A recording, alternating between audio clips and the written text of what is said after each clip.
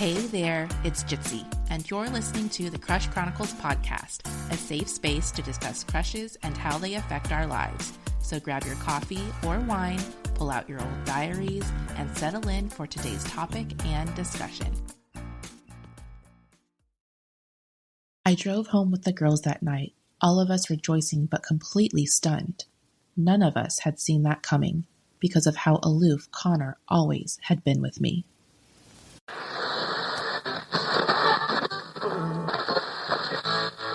Welcome to today's episode, and thanks for being here. Today we're welcoming a 41-year-old bisexual, nerdy Aries witchy woman who tries to prioritize love and kindness in everything she does and with everything she is. She lives in the Pacific Northwest, specifically Washington State, with her husband of 15 years and their son, daughter, and 2 bunnies. Years after I had my very first podcasting experience as a guest on her show, I am so pleased to reciprocate. Cassandra, thank you for coming on to the show. Thanks for having me. I'm so excited to be here with you. Yes, I'm so excited to have you. Because it was how many years ago that I was on your podcast, and that was like my first time ever doing something like that.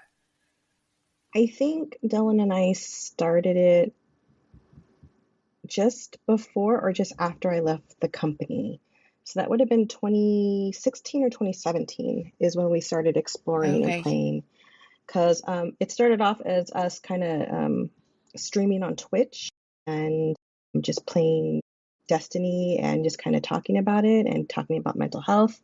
And then we just talked about so much of, you know what, we should record it and bring other folks in and just talk about similar things and journeys. And that's how it took off. Yeah.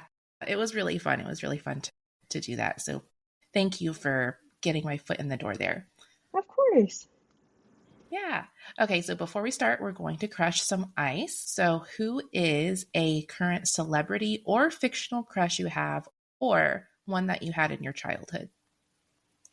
My current celebrity crush is Pedro Pascal. I think he's probably a common crush right now. I think so too. I do. It's funny because when you look back at his work, I do remember him in Buffy, and I remember going, "Oh, he's kind of cute" in that episode. Oh my gosh, that is a pull. That was and I hadn't realized who it was because it's not like I looked up who the actor was or anything at that time. I just remember it. It wasn't until Game of Thrones and then he started becoming popular that I went back at his history. I'm like, oh, I totally remember that. Oh, I crushed on him then too. Cool.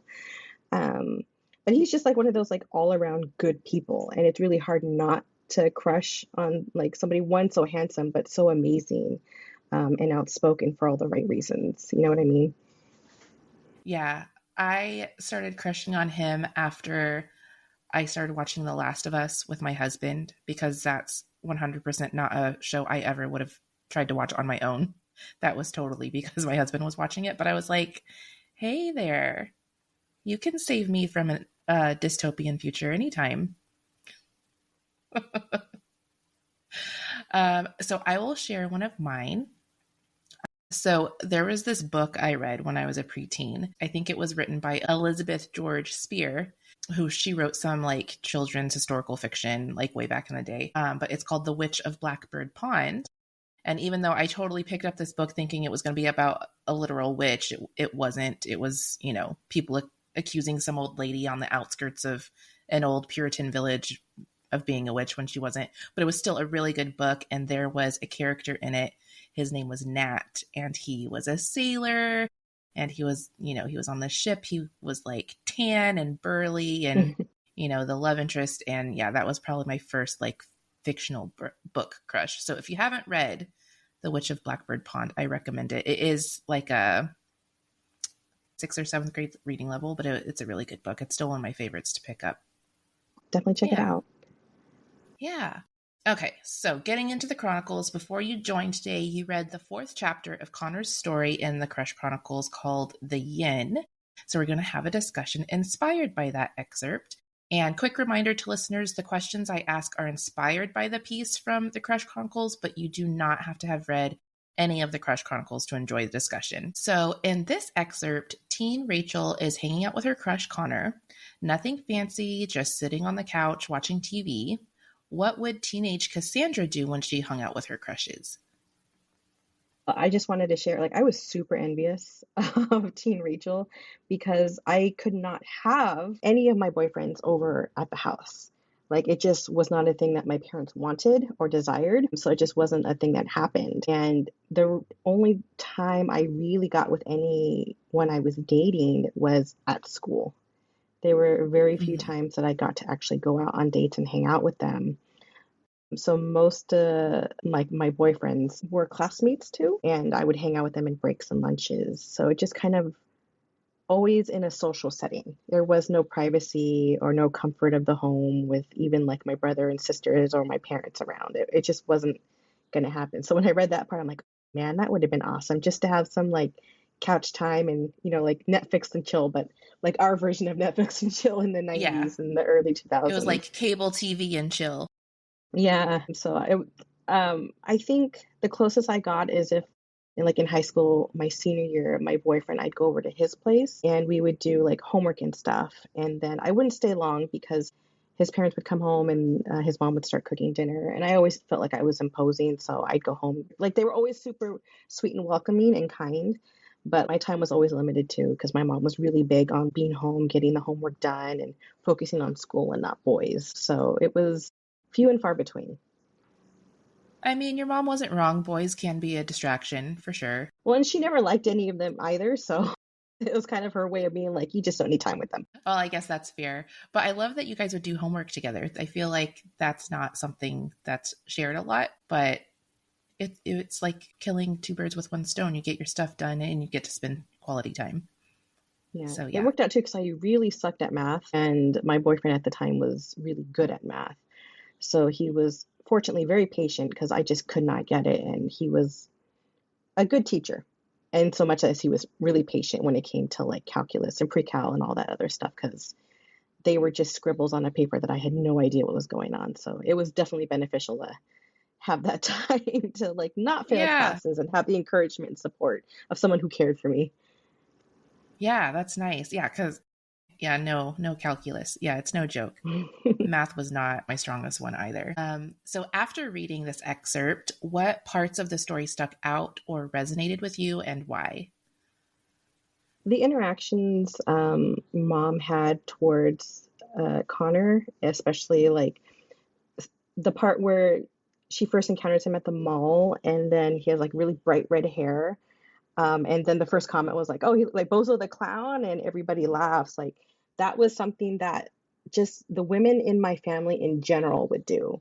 Anytime I had a boyfriend, they would always find that one thing that made them look funny or give them a nickname because of how they looked. And it was always kind of like poke fun and give a hard time to, but they would never remember them by name. Like, I don't know if that was just the women in the family being like not giving the men the power by using their name, but I remember distinctly they would just find something, a trait. And it really honestly wasn't until my husband Dylan that it stopped. And like they'd still poke fun. And they do, I think it's like a tradition now because you see it with my cousins and their boyfriends or girlfriends. And then like, oh, that's so and so with the enter something strange with the purple hair or that weird nose piercing or something like that. So it's fun to see that it kind of carries through. I wasn't like the only one that had this family of women that were just like, oh, the guy with the funny teeth or the buck teeth is what they would call my ex-boyfriend. They called him Cantiflas. There was a Mexican actor that had like just big front teeth, and he used that in his acting. He was a comedic actor. And so anytime they saw my ex-boyfriend, oh, there's Cantiflas again. And I'm like, oh boy, I'm so sorry. And he's like, it's okay. I consider it a compliment. The guy is an actor and he's rich. So like, I'm like, okay, as Well, that long as was you see the nice. positive in this, that's great. Yeah, I know. Parents can be so embarrassing that way. And I just wanted to point out for people that hadn't read it that his hair, when my mom saw him in the mall, his hair was dyed like an unnatural color of red. Like he already had red hair, but then he like brightened it. So, I mean, she kind of had a point, but it didn't look that bad. So I was offended. Well, yeah, and that stuck out with me too, because like you were offended on his behalf. This is somebody that means something to you, that's important to you right Yeah. now in that moment. And then they're making fun of them. And you're like, no, this is like my precious. You can't do that. They're important to me. Yeah. They're special. They're perfect the way Yeah. they are, you know? Yeah. Well, I'm glad you get that. Also, too, with you, remind me, pardon me if I'm wrong, but are you part Asian? I am. I'm half Japanese, half Mexican. So is the Japanese side on your dad's side?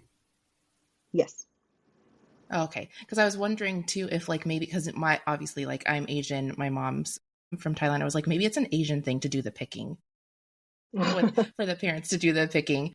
But also I was gonna say maybe with your family, like it kind of reminded me like you know how some people use like mnemonic devices to remember names, but even though they didn't Mhm. remember names, maybe they were doing that to remember the person, not making excuses for them, but that's what it kind of made me think of. No, I wish that was the case. No, it was the Oh, okay. Mexican side of the family that were the ones that were a little harder on the boyfriends or the partners. My dad's side of the family, they were really kind and quiet. Actually, that's kind of how it always was. They're just kind and quiet, and they didn't really say anything, Oh and yeah, good. just happy to kind of meet whoever I brought over if I ever did. And that was very rare. I think the only boyfriend before Dylan that they met was the boyfriend I was dating before Dylan, who was also like my high school sweetheart. I say that in quotes because we started dating at the end of our junior year. And we dated Mm. all the way through college. And then after college is when we stopped. So before Dylan, he was my longest relationship, like 5 years, I I was think. gonna say, yeah, that was a long time. Yeah. Well, oh, thank you. Thank you for sharing that. Sure. So when they're hanging out, Connor asks teen Rachel if her parents care that they were hanging out together in the living room. She says, of course they don't, but she honestly didn't know because they never had a conversation about it, which harkens back to what you were mentioning earlier. Because I know you said that you were kind of jealous, but I'm not really even sure if my parents did have a problem or not, or if it just kind of happened. Like maybe they didn't even think that it was possible for me to bring a boy home. Like maybe they didn't even think about it and it just happened. Well, I was going to ask, like, were you always in like in the living room where they could always see you, or did you ever Yes. go any? Yeah. Okay, well, that was probably the Never in the reason too. bedroom. Yeah, Yeah. But still, I'm because they never set like you said, you had like, you know, kind of like expectations, which goes to my next question. What were the expectations around these types of situations in your household? Whereas with me, those expectations were never really set, which is why I kind of think like my parents weren't really thinking that that was something that would even happen with me. So, what were the expectations in your household? if if I had a boyfriend come over, it was a male friend. Like they were always only in the living area, the family area. We had our family room was connected to our dining room, so it was this big space to be in, and we never wandered anywhere out unless we were going like outside to like ride bikes or like skate, roller skate or what have you. But that again, that was few and far between because I didn't have anybody over. I wasn't allowed to have anyone over unless it was like friends for a sleepover type thing. Um, but when we went out, I always had a curfew. I always had to be home.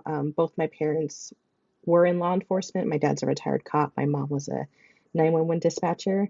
So it was Wow. always like the 20 questions: who, what, where, when, and why. Are there going to be any other adults? Are there going to be any other friends? Where are you going? If you're going to see a movie, what time does it end? And so this is what time you have to be home. And if you're not home, they were really strict with me. And I'm not sure if that was because I was the oldest. I'm the oldest of five, and that's just how they were learning to be parents and to set ground rules that they started with me. But they gave it pretty quick because my sister below me never had a curfew. So I don't know if it was like favoritism or just I was the one that kind of always had boys or boyfriends. So they just had to monitor me closer. So the expectations were really like tight. Like I couldn't go anywhere unless I could answer their 20 questions. I don't think it was 20 questions, but I had to have an answer. I had to be reachable. They had to know where I could be found if anything happened, right? So even on my prom night, I had a curfew. I had to be home right after the prom was over, and I couldn't stay out any later. I couldn't go anywhere else, come straight home. So it was really rough. And I think that's probably why my mom and I had butted heads a lot, is because I didn't have a lot of wiggle room to kind of flex to be my own person. I always felt restricted and confined to the house. The times that I did go over to his place, like I said, it was limited. I had to be home at a certain time. Um, like they just had to know where to find me, so it was hard. It was rough. Hence my jealousy of at least you got to like be on the couch and your parents were home. Yeah, they were there. They were like Yeah. going in and out of the kitchen and stuff because we had kind of like a semi-open floor plan in that house. But I mean, with both of your parents being in law enforcement, it kind of makes sense because, you know, they probably had seen and heard some stuff at a more extreme rate than like, you know, most parents who aren't in that are. Mm-hmm. So it probably kind of shifts their anxiety up a little bit. And then you said that the curfew thing didn't go down to your sister. Did that continue with all the siblings? Because you have 4 siblings. So does that mean you were the only sibling with a curfew? As far as I'm aware, yes. I, it's one of the stories I tell, about my prom is that I had a curfew. I had to be home by like 1 a.m. or 2 a.m. because that was when after prom, right? But my sister didn't. My sister is a year below me, so she was ASB president at the time. She was the one hosting basically my prom because junior class president is the one that puts it on, right? The junior class. And I think after prom, she went bowling with friends and didn't get home till like 4 or 5 in the morning. And I'm just sitting Wow. in my room Yeah, that's pouting. late. I know. It was kind of like, this is my senior year. This is supposed to be me having a good time with my friends. But I went to her prom too. She invited me to be her guest for her prom, and we didn't have a curfew then. And because I was like considered an adult at that point, there really wasn't a curfew. And since my mom knew I was with my sister, I'd have to make it back too because we were going together, right? So I had a chaperone. And as far as I know, my brother and younger sisters didn't have any. They never complained to me that they had a curfew or have shared stories like, oh, yeah, mom made me come home at 10 o'clock or 9 o'clock. Or I never heard a peep out of them. Yeah, interesting. That is funny how that plays out. So having that experience, if you don't mind me asking, you don't have to answer if you don't want to, but what do you think that's going to do like for you and your kids? Because we both have kids around the same age. My youngest, she's doing her last year in elementary school. Oh, And no. I know. Whereas my oldest is doing her last year of middle school, and your youngest Hmm. is also doing her last year of middle school. Is that right? Yep. Yeah. Yeah. They're, So I how do think they're you the same age, think? right? Yeah, yeah, they are. So how do you think that you might handle things? Because I feel like with parenting, sometimes we, or not, maybe not just even with parenting, like just growing up and becoming our own person, we don't fall into these two camps, but I do feel like there are two like big camps of either I end up just like my parent or I try really hard to be nothing like my parent in certain aspects. Not to say there are people that fall in between and stuff, not to say that everybody does that. And it's for one reason or another. You could still completely love your relationship with your parent and stuff, but how do you think that might affect your like curfews or any expectations you have with your own children? So I will say, like, despite me complaining that I had the curfew, like, as an adult, I appreciate like the 20 questions because whenever I go out with either my family or friends, I find that I'm the one that's paying attention to everything, the surroundings who I'm with, kind of not keeping everybody on schedule because I don't want to like confine everybody to a schedule, but like if there's someplace we need to be, I'm the one to kind of guide, right? They provided me the structure I need to be aware of my surroundings, but also take care of the folks that I'm with. And that's definitely translated to the kids. The other side to that, though, is that I don't want to be like my parents. I don't want to be so restricting that they're lashing out isn't the right word, but I did things behind my parents' backs because they had so many tight restrictions. I mean, nothing that I feel ever put me in danger because I feel like I was smart enough to not put myself in danger, but it made me want to like sneak out or say, hey, I'm going to a friend's place and actually go somewhere with my boyfriend or like get friends together to do something, but my boyfriend's going to be there and them not see, right? I don't want that for my kids. And that's something that Dylan and I talked about early on is I don't want to be so regimented that the kids hide things from us. So we're really big on communication and telling the truth. Even if it gets you in trouble, you're going to be in more trouble if you lie. That's huge for us. You're going to be in more trouble for lying to me than you are going to be for getting drunk and not calling me to come get you, type of thing.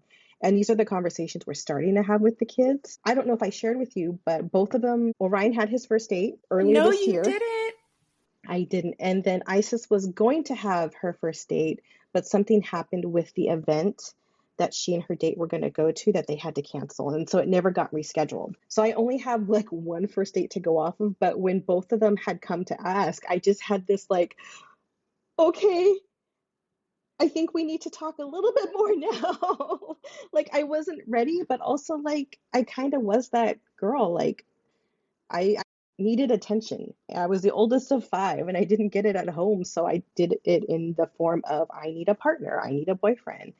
Um, and so like I asked them the questions. Okay, where are you gonna go? How long are you gonna be there?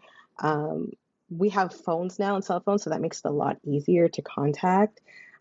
There's one thing that I learned like on Instagram or whatever that parents will do where they'll tell their kids, hey, either send a message with a weird random emoji, and that's my cue to call you and say, hey, what's going on? This happened. Like, I have to be the bad guy. Like, you need to come. This is an icon that indicates distress. So I'm going to be the bad guy and I'm going to look like the bad guy, but I'm going to take you out of an uncomfortable situation. So those are expectations that I've kind of set, whether they're in a social setting or on a date. But I think the expectations just really are, let me know where you're going to be, who you're going to be with. Is it just going to be you two? Or are you going to be with friends? Are you going to just be at the mall? And then what time do I need to pick you up? So like there is that structure of a box, but also maintain open communication. If something goes wrong or you need us, we're close by. We have phones, you can connect with us right away. Just talk to us. And if you have any questions, come talk to us, because while your generation thinks they know everything, you don't. Mom and dad have gone through a lot.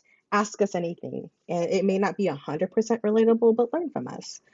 And so far, I think Dylan would agree that the kids have been super good and supportive of our expectations and communicate well with us. They don't always think things through, like the who, what, where, when, and why, outside of who is I'm going with my partner and where to the mall, but for how long? Are you guys going to need money for dinner, or are you going to just see a movie? Like, oh, I don't know. They're not thinking all the things through like I would, but they are starting to think that. So poking at them and asking them questions and just kind of saying, if you're in a dangerous situation, you need to let us know as soon as possible so we can be there to support you. And again, going back to the don't lie to us, tell us the truth. And not that there'll be punishment, but it'd likely be lesser if you tell us the truth than if you hid it from us, type of thing. Does that make sense? Absolutely. Yeah.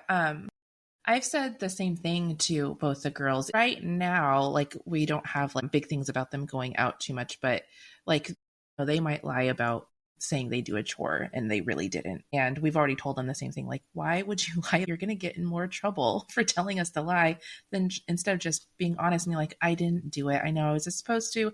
Like, you're still going to get in trouble. It'll expand to whenever they go out and do stuff. It's the same thing.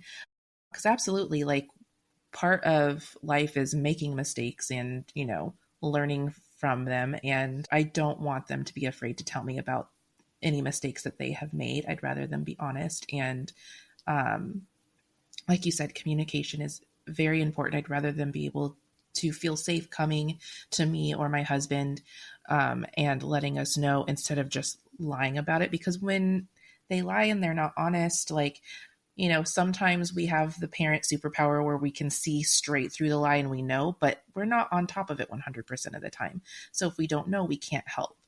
Exactly. So yeah, that's a big thing. And then also I have heard of parents that do the, hey, send me a secret coded text or a secret emoji if you're uncomfortable. Because yeah, it's so hard a lot of times when kids are, especially teenagers, are in situations where they feel uncomfortable, but they don't want to say anything because of peer pressure. They don't want to look uncool. I mean, you and I have probably been in situations like that in the past, but we didn't have the luxury of the cell phone to have somebody to bail us out. That's such a sweet gift that we have now. But yeah, because otherwise it'd be like, can I use your phone? Well, why do you need to use my phone? Why are you calling? And then you're just like, oh my gosh, I'm losing so many cool points. But yeah, I really do love the send me a message that's coded and then I will call and be the bad guy, no questions asked, because that's a big form of open communication between you and your kids. So I really like that. My worst fear is them getting information from like the internet or friends that isn't whole and complete, and getting the wrong information where they think something is safe or okay, but it's really not. So I always want them to ask us first because we do have that experience, right? Yeah. And I just want them to ask the questions so they can weigh in. And you're right, like you said, they're going to make mistakes. We all made our mistakes. We had to learn the hard way. But if you can Mm-hmm. ask the questions and have that adult thought process to what's going to be the best course of action, let's talk that through first. Yeah. And it doesn't mean that because they talk to us, they're going to avoid all mistakes, but they will be better prepared in certain Exactly. situations. Yeah. Yeah, That's all, we want to do is help make sure they're best prepared and that they're safe. Like, as annoying as they may feel us as parents are, like, it's always because we want them to be safe. exactly. Yeah. Okay. A brief anecdote depicts the main character running into her crush at the mall with her mom, which this is what you had talked about before, and her friends, and her mom was clearly unimpressed, even making fun of him when he left, which is when she was making fun of his hair. What experience have you had in which a parent or guardian was not impressed with someone you cared romantically for? All of them. All of them. My parents were never, my dad, more so than my mother, was a lot kinder and respectful and quieter. My mom was the one that, like, just imagine a bird like fluffing her feathers to look bigger and look more intimidating. She had that resting bitch face, the one that's the unimpressed look, to intimidate any guy that I was with. She was never rude in front of them, but I knew her well enough to be like, oh, she is not giving this person the time of day. And you can see the demeanor change from when the boyfriend was by himself, from when the boyfriend's parents were there.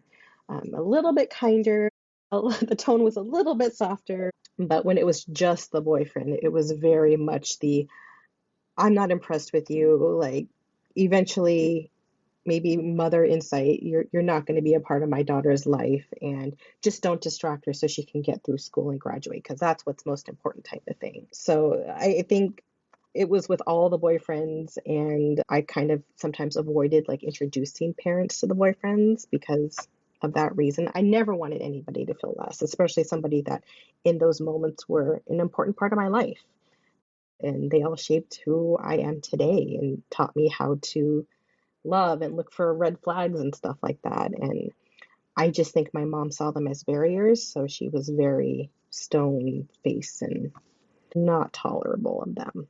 Very short sometimes too. And what's interesting to me is that it was your mom and not your dad, because, stereotypically, when we see things on TV, it's always like the dad's like, you know, going to get the shotgun or whatever it is to like intimidate the boy coming to the front door. But not that I've never heard of, moms taking on that role, but I do think that's interesting and funny. But yeah, because she obviously wanted the best for you and Yeah. didn't want you distracted. Well, and to be fair to them, a lot of times it was one of the first things I shared with my boyfriends, that my dad was a cop and my mom was a dispatcher. So my dad really didn't need to get that shotgun because they Uh, were all aware this guy is an officer. Don't mess with him. Whether or not he's an officer in this city or not, he probably has the connections and knows. So like nobody wanted to mess with my dad. So he had the leg up, whether or not like he presented himself as very like gruff or off-putting. yeah, He didn't need to because they knew. yeah, that's fair. So, yeah, so it's almost like your mom didn't really have to do the thing, but she had to do what she had to do as mom. Yeah, I get it. totally. Yeah.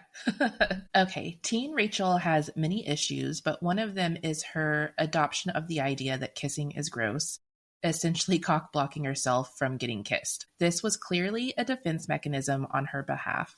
In what ways can you relate to this? Despite me always needing somebody, I was very much also a shy girl.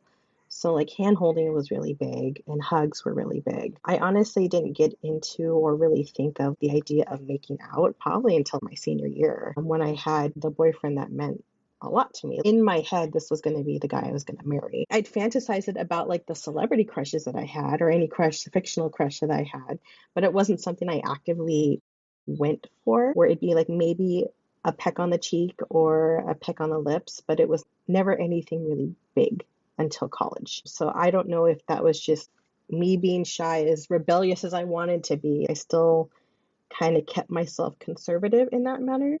And then when I got to college, it was all downhill from there. But I didn't have parents around to tell me no, so I let loose a little bit. But I think just knowing who I was, and I wanted to be respected, one, and I wanted to be taken seriously, because I was a little bit like not a little bit, I was a lot of bit high energy, but still I've always wanted to be somebody my partner could be proud of. And so however that manifested, it was usually just like holding hands or being close type of thing. Yeah, I love that. I'm sure they were all very proud of you because you're a wonderful person. Okay, so yet another of Teen Rachel's issues. She dislikes the idea of growing up despite her fast approaching young adulthood. And just so everybody knows contextually, Teen Rachel in this excerpt was also approaching her senior year. She was the summer between her junior and senior year and then going into her senior year. So yeah, approaching young adulthood. What was your philosophy on the idea of growing up when you were coming of age? Did you want to Peter Pan it like Teen Rachel did, or get on with becoming an adult? I really wanted to get on with becoming an adult. And I think a lot of that had to do with the upbringing of being the oldest of five. When I graduated high school, my baby sister was a baby still, like a toddler, maybe just going into elementary school. So there were a lot of responsibilities. Another reason probably why I was home so much and I couldn't go out, to be home and take care of my brother and sisters. It felt a lot on me. And my aunt was always there to help us and help my mom and dad when they had to work, because they worked a lot and long hours. But I was there to be that co-parent while they were gone. So I just wanted to be myself, be in my own environment and be an adult and take care of myself and not have to take care of anyone else. So I made it a point come college time to look for a college that I could move away to. And I ended up going to a college a half hour south of San Francisco in a small town called Belmont. And that was the first time I really got to kind of live my dream. Like I had my own room. I had a roommate, but I had my own room. It was an adult space. I had my own money. I had to be responsible. I was not responsible, but I had to be. I had to learn. I got that taste. And it really wasn't until after I graduated college that I started to revert and be like, no, I missed out on so much as a kid. Like, I need to have more fun. I still had a lot of high energy in my early 20s. So that's when I had like Peter Pan syndrome of I don't want to grow up too fast. I want to enjoy the time now and go out and meet people and have friends. Like everything we saw on TV, the social aspects of that, I wanted. But at that point, like work became a thing where I just had to. And I still had those opportunities and that was great.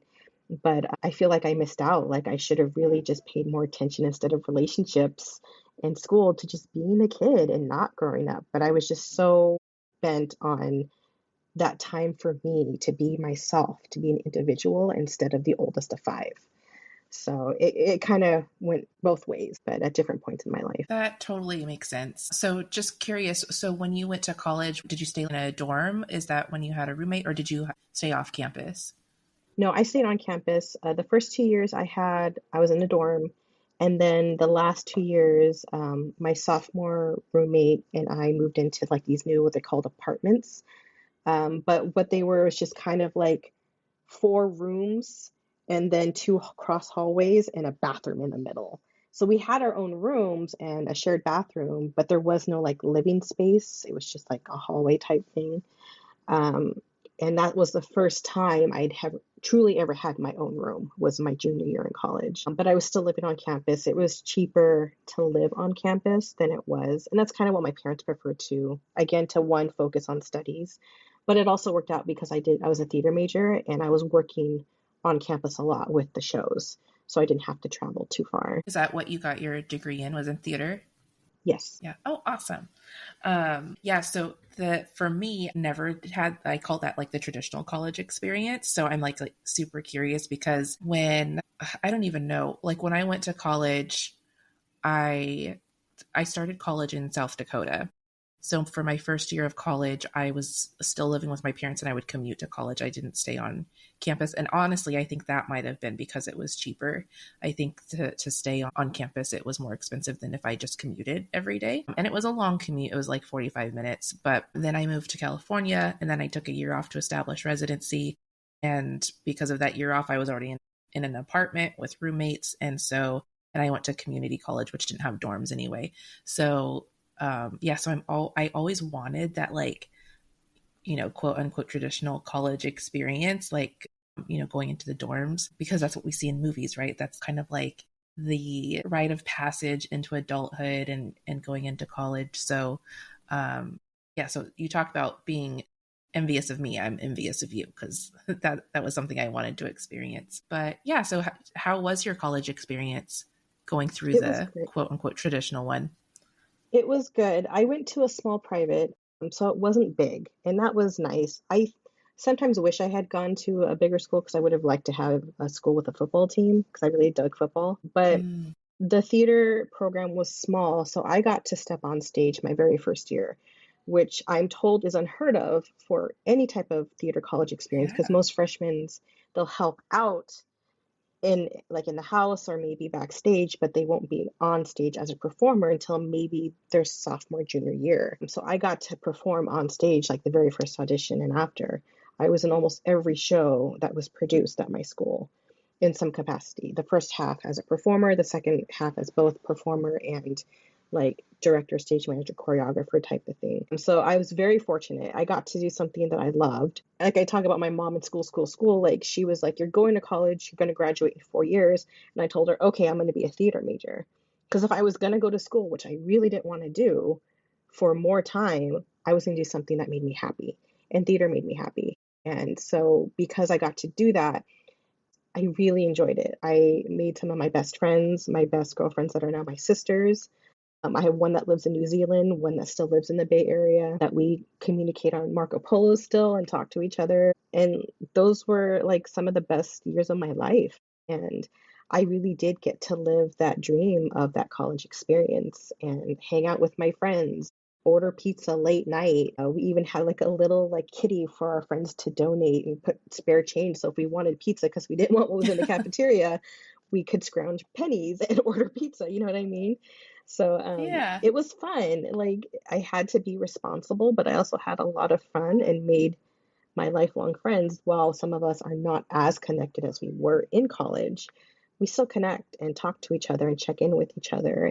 And we celebrate each other's accomplishments, like weddings and babies and stuff like that. So um, I don't regret it. I regret the debt that I'm in, but that's about it. Like, I love my experience. It was so much fun. Yeah, you're not the only one. There's lots of people. And the debt is nothing to regret because it's not your fault. But that's a different podcast and a different conversation. For sure. But that's wonderful. I love hearing about, how you had such a great college experience. So when you did move out and finally got to be on your own, were there any rude awakenings, anything that was more difficult maybe than you thought it would be? Finances were hard for me. I will say, I even in college, I was still spoiled by my parents. I will full-heartedly admit that. So any spare change or money that I had was money that my parents or family had given me to spend. Most of it went to like groceries when I was living in the apartments and say I didn't want to eat at the cafeteria because I had a meal plan, but I could have things in my room that I could survive off of. I could go see movies with friends. But then the bank account would dwindle, and it was kind of like having an allowance that my parents couldn't always keep putting in because, again, there were four others that they had to feed and Yeah. keep a roof over. And so I wasn't prepared for that. I was very fortunate because my parents worked in the fields they did, money was good. So growing up, I wanted for nothing, I think is the phrase, right? And when I went away and had to be independent on my own, I had to learn like I need to somehow make this work. I need to like manage my finances. Honestly, it's still something I really suck at, but that was the awakening. Like I can't just go out and buy this thing that I really, really want or go out and watch a movie with the friends or go have drinks with friends because how am I going to pay for it? I can't. As much as I want to be social and go be cool and hang out with them after a show, I can't afford it, so I need to go back. I need to pay for gas, which was way cheaper back then, but still like an expense, right? So that was the hardest challenge. Did you have to get a job while you were in college? My mom wouldn't let me. My mom in school, like really against there being any distractions. So it was schoolwork and theater rehearsals and focusing on school and volunteering time that would be credited towards all my schoolwork and stuff like that. Um, not really. That's good because, yeah, especially with theater, I think people don't understand how much time theater really takes. Hmm. So you probably wouldn't have had any time if you had to do a job. So that was very kind on your mom's part. Yeah. But yeah, I was just curious. Well, yeah, thank you for sharing. I could live vicariously through you for a little bit with your My pleasure. college experience. Okay, so if you were to write your own story, which crush in your life would you write about and why? It'd probably be my current crush, my husband. I think in our relationship now, we've been together, it'll be 18 years, 19 years. It'll be 20 years next year. So we're 19 years together as partners. And of all the relationships, like I said, I was the type of person that needed attention, needed somebody to love me because I don't feel like I got the love and attention that the firstborn of five would. Of all the relationships I had, Dylan's has been the strongest. Our relationship has been the one that I've grown as a person. I came into my bisexuality when I was with my husband. And that was terrifying because it happened during COVID. So, one of those COVID awakenings. But you wonder what things like this will do to change, if it will change a relationship, if it will change how somebody views you, right? Somebody you've been with for years at this point. I think it was what, 10 years at that point. What's that going to do to us? And it just made us stronger, honestly. And if I was ever going to have a fairy tale relationship, it's going to be the one I have now. We talk to each other, we communicate well. In my last relationship, it was nothing but fighting all the time in the end. Like, there was self harm at times because of that relationship. There was verbal abuse. Like, it's a complete 180. And Dylan has done nothing but support and love me. And I feel it's been the same. And we have our disagreements, but we talk about it. If a moment is too heated, I'm too angry to communicate, I can just say, not right now. And conversation stops for either of us. And then we come back and we talk about it. And we have been through a lot, like COVID and two kids and moving up to the Pacific Northwest, finding our own sexualities, defining our relationship over and over and over again, because it's like leveling up the longer you're with your partner, right? And I have had some amazing memories made. Nothing like over the moon and spectacular and elaborate, but even the smallest moments are the biggest memories that I have with him. I would write about that love story. We joke that Princess Bride, we're the greatest love story, and even like Wesley and Buttercup don't have that type of thing. And that's just I vanity on love our part, that. and just like, but and the Princess Bride is something that is connected with us. I think it resonated because we just really truly, and it sounds like I gush about it so much, and I'm like, oh my gosh, people must think she's crazy or she's just like crazy in love or whatever it is. It's so goopy and gross. But no, all of it, all the goopy, all the gross. I will just fawn over this man every day to anybody. I meet new friends, and all I do is talk about my husband sometimes and my kids. But like, I'm really proud of him and his accomplishments, and he's proud of me. And I think that's a great story to tell. We've had some hard times, yeah, but like we came out stronger in the end because of it. And I think that's an important message in a book to share, is not only like is there love, but there's growth and there's trials and tribulations, but you become stronger every year because of it, and you love each other more because of it. Oh my gosh, that's so beautifully said. I hope you do write about it so I can read it. Um, so beautifully said. And I love how, you put it as kind of like when you're with your partner, you're kind of like leveling up in the relationship because you grow. People don't stay the same.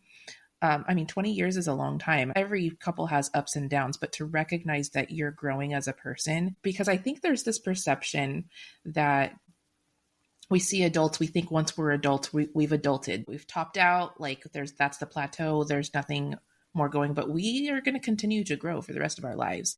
in different ways. As long as we continue to learn and continue to intermingle with society and stuff, like we're going to continually be learning, and that in itself is going to cause you to grow.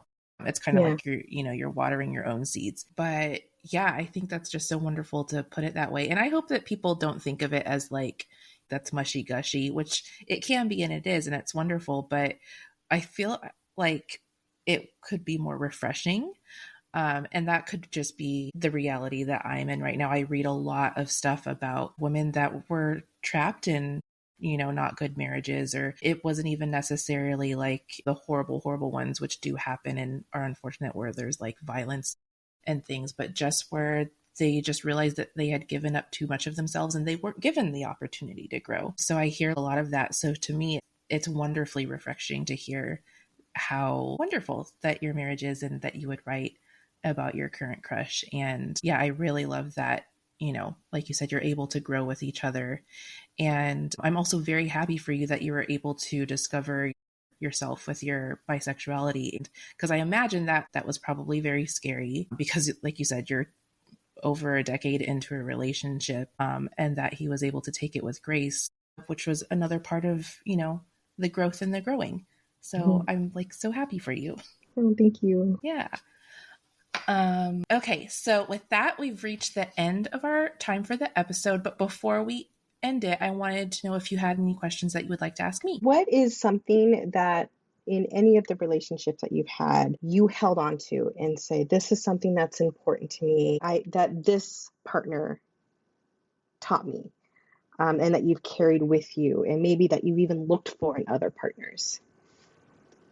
Like a quality in them, or a quality, or maybe something that they taught you in your relationship, like, okay, this ended, but I really liked how this relationship flowed because of this, and so I maybe need to look for the characteristics or interactions similar to that that'll make my next relationship more successful, or even like in marriage.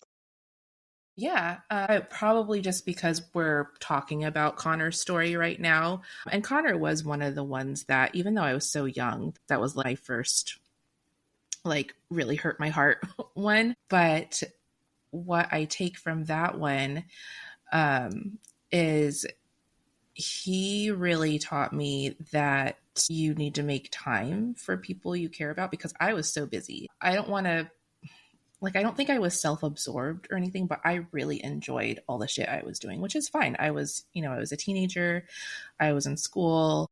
I had like all these extracurricular. I was in theater. I was a theater kid. I did yearbook and journalism and choir, and I was just constantly busy, which I think I also was really subscribed to that mentality, that hustle mentality that we have in America, unfortunately. So I thought that I was checking every box because I was super busy, because we wear our busyness as like a badge of honor nowadays, and I think we're kind of trying to unlearn that, because people forgot that you also need to rest. So yeah, I was just like super busy, and with him I learned that it's great, but you still have to learn to make time. And even with that, the next person that I dated, both were very, very short relationships. Again, very, very young. These were in high school, wanted too much of my time. And these relationships happened kind of back to back. So it was going from one extreme of I wasn't giving one person enough time to the other, where I was purposely trying to make sure I had enough time, but it wasn't enough. He was asking for too much, and I couldn't give it. And really, that's before I even realized that I was looking for balance. That's how I learned there needs to be a balance. And probably the first time I really kind of started to grasp the concept of work-life balance, before that was even like a buzzword or a buzz term. That's probably one that's really stuck with me. Even with my husband, all the time I'm like, you need to come home. You don't need to be answering emails because I'm all about the work-life balance. I'm like, things aren't going to explode like if you don't answer the email right now. Sometimes they might. I understand. Some things are urgent. But yeah, because 50 years ago, if you came home, they didn't have a cell phone for them to get in contact with you, and everything would be fine. And you would actually get to fully be present with your family or whoever you're spending your time with. Or even if it's just by yourself, you could actually truly be quiet and present with whatever you're doing. I think that's not only what one, but going even into the other I've kind of held on to that throughout the years. That's a great question. Thanks for asking. So before we go, please share where people can find you. I have an Instagram account, Cassandra_K. It's mostly just posting pictures of me and Dylan and the kids, because my kids are experiencing a lot of firsts this year. Orion, especially being a freshman this year, there's a lot of like gushing over them. But yeah, oh my gosh, I can't believe he's a freshman.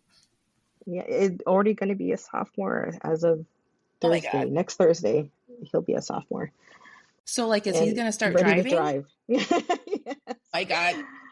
Our birthday gift to him was to sign him up for driving school. But yeah, Instagram is really the only social media that I have. I don't really do much else. We haven't, unfortunately, done the podcast in a long time. We haven't touched it. If you just wanted to kind of see who I am and what I do and what my family looks like, welcome to like look me up there. Is the podcast something you guys are thinking about doing in the future, or have you guys let it go? I think we've let it go. We've talked about doing other things because Dylan is super into movies. He's a cinephile, so he loves the history of movies and the making of movies. He's the guy that watches the extras. It's fun to talk it because we have different perspectives. Like I, being a theater major, will focus on performance, right, and story, and he will focus on the production value of it. He appreciates performance and story very much as well, but he gets more technical with like actors and the making of and stuff like that. So we've toyed with that idea. It's something that a lot of folks love. So we could bring others and friends in and discuss like our favorites or the cult classics or the movies that made us, right? But it's just kind of time. Sometimes we just get really lazy and just don't want to, but just kind of fall into the lazy habits of, okay, we're home from work, we're just going to relax now. We're home from the band or orchestra rehearsal or performance, and we're going to relax now. Yeah, for sure. I mean, that's important too. I don't think that means you're lazy. I think that's you recognizing that, okay, it's time to rest. It's very busy to have a family of 4 and 2 bunnies. Yeah. They're the easiest part.